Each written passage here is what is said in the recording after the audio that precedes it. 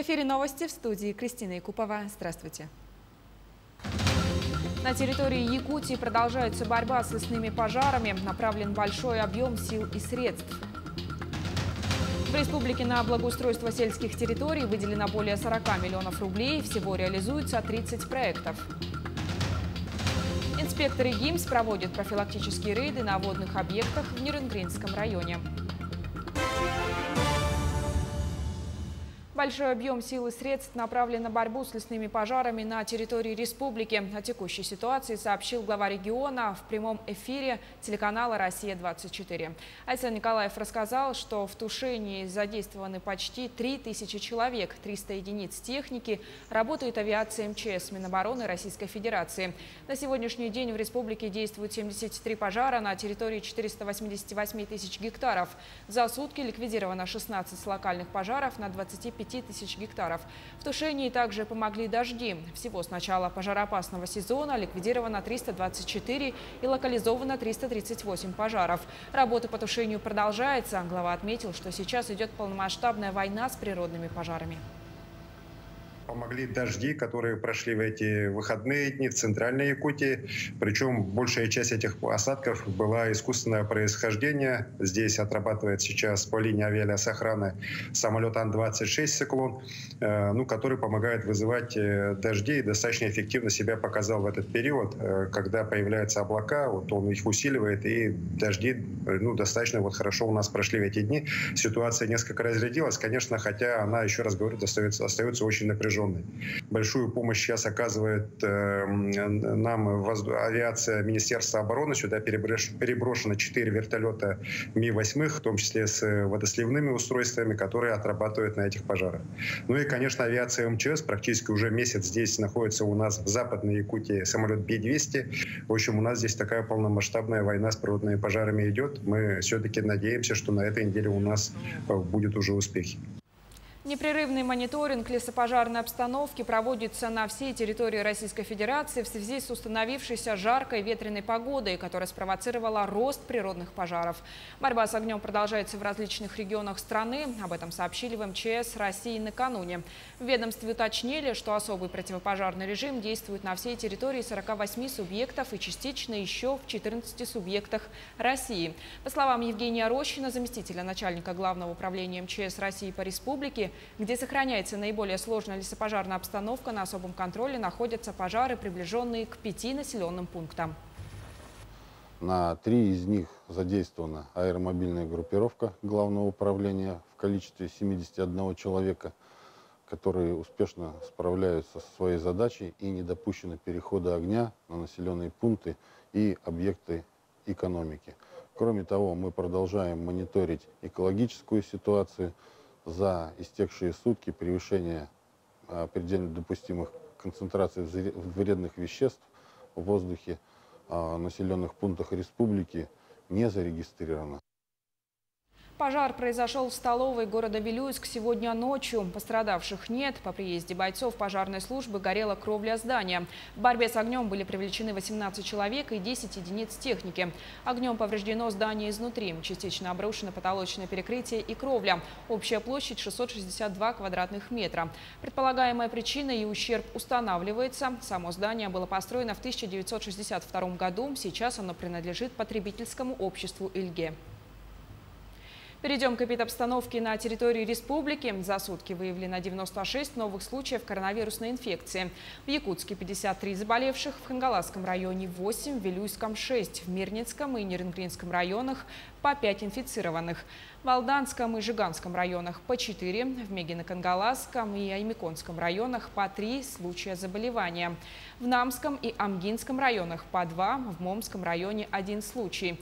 За сутки лабораториями республики проведено 716 исследований на коронавирусную инфекцию. Всего в республику поступило 271 187 доз вакцины. Первую вакцину получили 238 996 человек, вторую – 183 604 человека. Использовано почти 88% от общего объема вакцины, поступившей в республику. В регионе создадут Совет по благополучию и устойчивому развитию при главе Якутии. Об этом Айсен Николаев сообщил на специальной сессии политического форума высокого уровня Организации Объединенных Наций. Глава принял участие в режиме видеоконференц-связи. Отмечается, что Совет в республике создается с целью выработать путь устойчивого развития, учитывающий особенности региона, климатические, географические, демографические и культурные факторы. Туда пригласят авторитетных экспертов с мировым именем из других стран. Также глава республики отметил, что Якутия готова к самому широкому сотрудничеству в рамках повестки дня в области устойчивого развития на период до 2030 года и локализации целей устойчивого развития. Районы Якутии получат средства из федерального и республиканского бюджета на благоустройство сельских территорий. Всего выделено 40 миллионов 600 тысяч рублей, из которых 40 миллионов 200 тысяч рублей – средства федерального бюджета. По данной программе в республике реализуются 30 проектов на территории 13 муниципальных образований. Это создание и обустройство зон отдыха, спортивных и детских игровых площадок, площадок для занятий адаптивной физической культурой и адаптивным спортом для лиц с ограниченными возможностями здоровья, ремонт улично-дорожной сети, организация ливневых стоков, обустройство фасадов и ограждений. Как уточнили в Минсельхозе Якутии, 2 проекта уже полностью реализованы. Бюджетных мест в вузах Дальневосточного федерального округа стало на 2000 больше. Подача документов происходит по большей части онлайн через сайты вузов или госуслуги. Всего в этом году вузы Дальнего Востока готовы принять почти 45 тысяч первокурсников. При этом 26 тысяч из них могут претендовать на бюджетные места. Это больше, чем в прошлом году на 2258 мест. Выпускники после учебы смогут устроиться на самые высокотехнологичные производства округа. Предприятия, работающие в особых экономических зонах, предлагают вакансии в самых различных отраслях экономики. Министерство по развитию Дальнего Востока и Арктики рассмотрит предложение об увеличении трудового стажа за время, проведенное в декретном отпуске для жительниц Дальневосточного федерального округа. Инициативу выдвинули студенты Тихоокеанского государственного университета в ходе встречи с главой Минвостокразвития Российской Федерации Алексеем Чекунковым в Хабаровске. По словам учащихся, часто поднимается вопрос об оттоке молодежи с территории Дальнего Востока. И, как правило, уезжают люди несемейные. Алексей Чекунков подчеркнул, что пакет мер социальной поддержки молодежи на Дальнем Востоке постоянно обновляется и пообещал подумать над поступившим предложением. Впервые в Амгинском улусе над землей поднялся беспилотник для составления ортофотоплана для кадастровых карт. Республиканский центр технического учета и технической инвентаризации, выиграв в этом году контракт на проведение комплексных кадастровых работ в селах Амга, Битюнцы, Чакыр и Покровка, начали работу совместно с питерскими представителями фирмы «Геоскан». Беспилотник совершает полет около часа по строго определенному маршруту, составленным оператором на высоте 400 метров от земли, и делает фотоснимки. Заодно наши специалисты проходят обучение вождению беспилотника у коллег. Возможно, у нас в республике скоро появится свой беспилотник.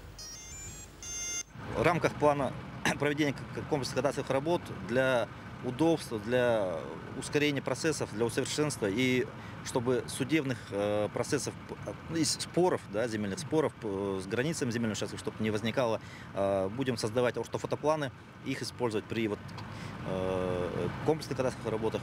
По качеству эти беспилотные летательные аппараты очень высокоточные, плюс на них же установлены геодезические приборы, и что позволяет нам принимать эти работы с высокой точностью, и данные работы будут проходить все различные документы, вплоть до контрольного просмотра всех надзорных органов. Каждое лето в Якутске открываются пункты проката вело- и электротранспорта. На дороги и тротуары города массово выезжают любители погонять с ветерком. Часто подобные транспортные средства не имеют регистрации, а до управления ими допускаются подростки или граждане, не имеющие водительских прав. С 1 сентября 2014 года в России вступили в действие поправки в правила дорожного движения, согласно которому управлять электротранспортом могут граждане старше 16 лет и только при наличии водительского удостоверения с категорией М. Управление транспортным средством водителем, не имеющим водительского удостоверения, наказывается По статье части 1 статьи 12.7 Кодекса Российской Федерации об административных правонарушениях, штраф за которое предусмотрен от 5 до 15 тысяч рублей. За управление транспортным средством не зарегистрированным в установленном порядке предусмотрен штраф в размере от 500 до 800 рублей. А в Нерюнгринском районе инспекторы ГИМС совместно с сотрудниками МЧС и МВД проводят профилактические рейды на водных объектах, где напоминают отдыхающим правила безопасности.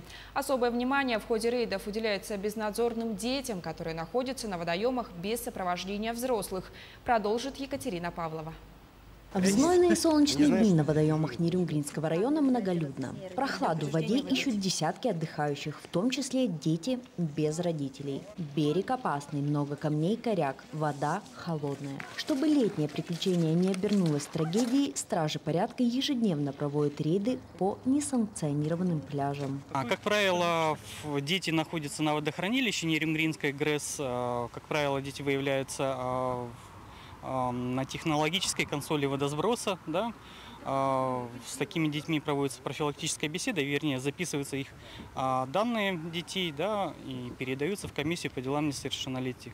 Комиссия по делам несовершеннолетних отрабатывает уже и ведет диалог с родителями. Дело в том, что родителям необходимо знать, что вода является источником повышенной опасности, и детям без сопровождения взрослых, конечно же, находиться нельзя. Основная причина гибели несовершеннолетних на воде – купание в местах, не приспособленных для этих целей, пренебрежение правилами безопасности на воде, бесконтрольность со стороны родителей за организацией досуга детей. Алло, Наталья Геннадьевна. Добрый день, инспекция ГИМС МЧС. Меня зовут Стасик Сергей Владимирович. Скажите, пожалуйста, вы знаете, где ваш ребенок?